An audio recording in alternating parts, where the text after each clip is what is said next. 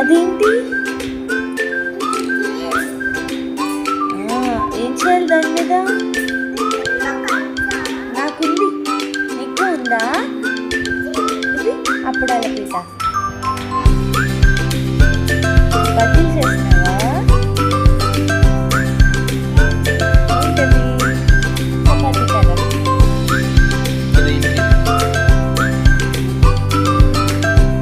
ఎవరు కొన్నారు విజ్ఞాపన సామాన్లన్నీ?